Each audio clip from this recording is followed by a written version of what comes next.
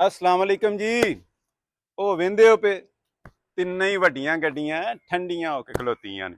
ਇਹ ਐਵੇਂ ਨਹੀਂ ਖਲੋਤੀਆਂ, ਇਹ ਸੀਸੀਡੀ ਦੇ ਇਹਤਰਾਮ ਦੇ ਵਿੱਚ ਖਲੋਤੀਆਂ ਨੇ। ਤੇ ਅੱਜ ਨਾ ਕਿਤੇ ਜਾਣਾ ਸੀ, ਅਸਾਂ ਕਿਤੇ ਪ੍ਰੋਗਰਾਮ ਸੀ, ਤੇ ਮੈਂ ਕਿਹਾ ਯਾਰ ਚਲੋ ਅੱਜ ਟਾਂਗਿਆਂ ਤੇ ਚੱਲਨੇ ਆ। ਉਹ ਨਾ ਹੋਏ ਕਿ ਕਿਤੇ ਰਾਹ 'ਚ ਫੜੇ ਜਾਈਏ ਤੇ ਫਿਰ ਉਤੋਂ ਪਤਾ ਲੱਗਾ ਕਿ ਮੌਸਮ ਬਾਰਿਸ਼ ਦਾ, ਬਾਰਿਸ਼ ਆ ਗਈ ਤੇ ਸਾਰਿਆਂ ਹੀ ਭਿੱਜ ਜਾਣਾ। ਖਾਸ ਕਰ ਇਹਨਾਂ ਜ਼ਿਆਦਾ ਭਿੱਜਣਾ ਸੀ ਕਿਉਂਕਿ ਮਾਸ਼ਾਅੱਲਾ ਸਿਸਟਮ ਜ਼ਿਆਦਾ ਸੀ।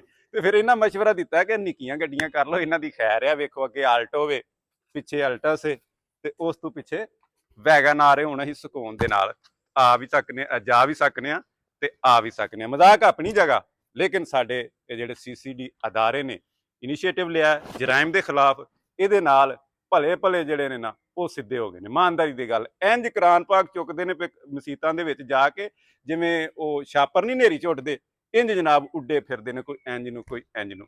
ਬਹੁਤ ਅੱਛਾ ਕੰਮ ਹੈ ਜੀ, ਬਹੁਤ ਜ਼ਬਰਦਸਤ ਹਕੂਮਤ ਨੇ ਜਿਹੜਾ ਐਕਸ਼ਨ ਲਿਆ। ਇਹਦੇ ਨਾਲ ਜਰਾਇਮ ਦੇ ਖਾਤਮੇ ਦੇ ਵਿੱਚ ਮਦਦ ਮਿਲੇਗੀ। ਅੱਲਾ ਹਾਫਿਜ਼, ਥੈਂਕ ਯੂ ਵੈਰੀ ਮਚ।